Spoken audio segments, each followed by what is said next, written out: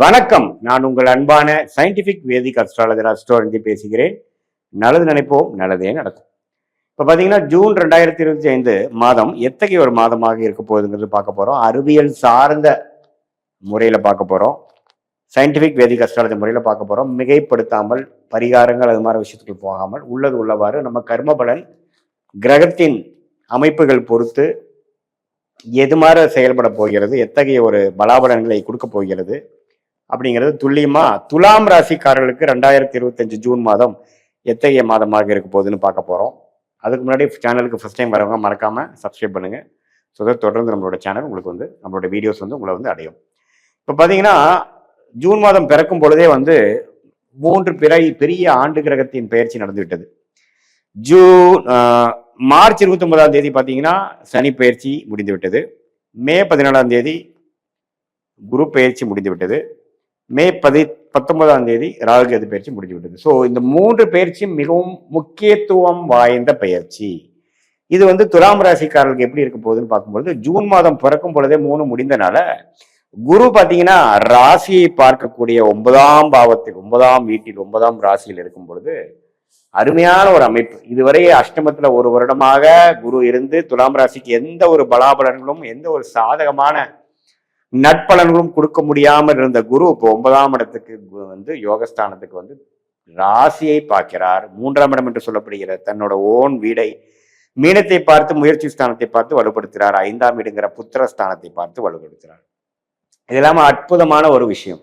அதே மாதிரி சனி பார்த்தீங்கன்னா இதுவரை 5ஆம் இடத்துல இருந்த சனி 6ஆம் இடத்துக்கு போறது அருமை. கடன், நோய், எதிரி, வம்பு வழக்குகளை குறைக்கக்கூடிய ஒரு அமைப்பை கொடுக்குது.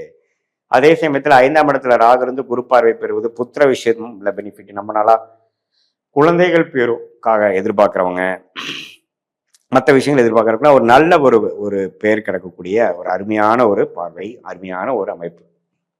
ஸோ துலாம் ராசிக்காரர்களுக்கு ஆண்டு கிரகத்தின் அமைப்பு அருமையாக இருக்கிறது. இப்போ மாத கிரகத்தின் அமைப்பு எப்படி இருக்குன்னு பார்க்கும் பொழுது ராசியோட அதிபதியாகிய சுக்கிரனே பாருங்க அருமையா இருக்காரு. ஏன்னா மாதத்தின் ஸ்டார்டிங்லேயே பார்த்தீங்கன்னா மேஷத்திலே இருந்து 3 வாரமும் துலாம் ராசியவே பார்த்து கொண்டிருக்கிறார். அதுக்கப்புறம் பார்த்தீங்கன்னா மாதத்தின் கடைசி நாட்கள் தான் ரிஷபத்துக்கு போறார். அதுவும் அவரோட ஓன் வீடு தான், தவறே இல்லை. ராசி அதிபதியின் சஞ்சாரமும் நன்றாக இருக்கிறது. ஆண்டு கிரகத்தின் அமைப்புகளும் அருமையாக இருக்கிறது துலாம் ராசிக்கு. அதே சமயத்துல செவ்வாய்ங்கிற கிரகம் 9ஆம் இடத்துல இந்த செவ்வாய் பார்த்தீங்கன்னா 10ஆம் இடத்துக்கு வருவதும் தவறு இல்லை. அதே சமயத்துல சூரியன் பார்த்தீங்கன்னா 3ஆவது வாரத்துல 7ஆம் இடத்துல இருந்த, அதாவது 8ஆம் இடத்துல இருந்த சூரியன் 9ஆம் இடத்துக்கு குருவோட சேர்றார், அருமை. அதே சமயத்துல புதன் என்று சொல்லப்படுகிற ராஜயோக அதிபதி, மிகவும் முக்கியமான கிரகமாகிய துலாம் ராசிக்கு புதன் ரிஷபம், மிதுனம், கடகம்னு அருமையான ஒரு பாவத்துல மாறுறது நல்ல ஒரு நட்பு வீட்டுல, ஆட்சி படம் பெற்ற வீடு. அது குறிப்பா மாதத்தின் 3ஆவது வாரம் 4ஆவது வாரத்துல மிதுனத்துல குருவோட சேர்ந்து சூரியனோட சேர்ந்து 9ஆம் பாவத்தோடுக்கே சேர்வது அருமை. ஸோ மாதத்தின் செகண்ட் ஹாஃப்ல அருமையான விஷயங்கள், நற்செய்திகள், நல்லா வரக்கூடிய நல்ல அமைப்புகள் வரக்கூடிய நல்ல முன்னேற்றங்கள் வரக்கூடிய அமைப்புகள் கண்டிப்பாக துலாம் ராசிக்காரர்களுக்கு உண்டு. ஸோ குழந்தைகளா இருந்தாலும் சரி, மாணவர்களா இருந்தாலும் சரி, நல்ல படிப்பு விஷயத்துல நல்ல உத்வேகம், நல்ல முன்னேற்றத்தை பார்க்கக்கூடிய ஒரு மாதமாக இருக்கிறது. உத்தியோகத்தர்கள் பார்த்தீங்கன்னா நல்ல டெக்னிக்கல் துறையில ஐடி, சாஃப்ட்வேர், அக்கௌண்ட்ஸ் அது மாதிரி லைன்ல இருக்கிறவங்களுக்கு நல்ல தேர்ச்சி பெறக்கூடிய, நல்ல டெவலப்மெண்ட் ஆகக்கூடிய, நல்ல முன்னேற்றம் பெறக்கூடிய அமைப்பு மாதத்தின் செகண்ட் ஹாஃப் கண்டிப்பா காட்டுது. அதே சமயத்துல குடும்பத்தினரும் பார்த்தீங்கன்னா ஆணா இருந்தா பெண், ஆணா இருந்தா மனைவி, பெண்ணா இருந்தா கணவன், அவங்களுக்குள்ள இருக்கக்கூடிய முச்சுவலா இருக்கக்கூடிய அந்த பரஸ்பர உறவுகள்ல மேன்மை பெறக்கூடிய அமைப்புகள் இருக்கு. குழந்தை பேருக்காக நம்ம வருடமா காத்திருக்கிறவங்களுக்கு டக்குன்னு ஒரு நல்ல அமைப்பு, நல்ல ஒரு நற்செய்தி கிடைக்கக்கூடிய அமைப்புகள் இருக்கு. காதல் திருமணங்கள் கைகூடக்கூடிய விஷயங்கள் உண்டு. இது மாதிரி பல விஷயங்கள் நல்ல அமைப்புகள் கொடுக்கக்கூடிய ஒரு பெரிய ஒரு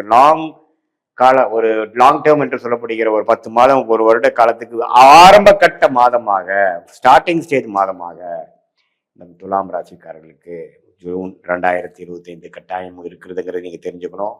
ஏன்னா புதன்கிற கிரகம், செவ்வாய், சுக்கிரன், சூரியன் எல்லாமே நல்ல ஒரு பயிற்சி, நல்ல ஒரு சஞ்சாரங்கள் பெற்றிருக்கிறது. ஆண்டு கிரகத்தின் அமைப்பும் பார்த்தீங்கன்னா ரொம்ப நல்லா இருக்கு.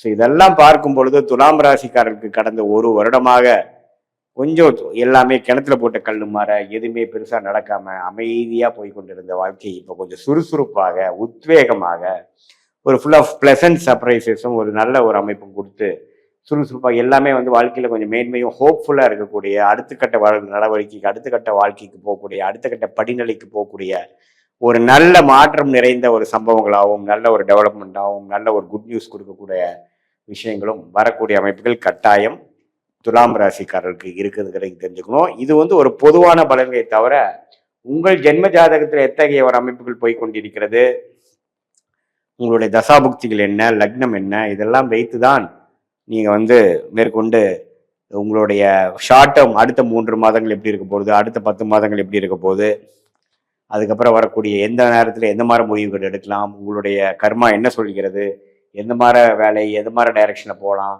எந்த நேரத்தில் எது நடக்கும் அப்படிங்கிற மாதிரி துல்லியமான சில பலன்கள்லாம் நீங்கள் வந்து பார்க்கும்பொழுது தான் செய்ய முடியும்.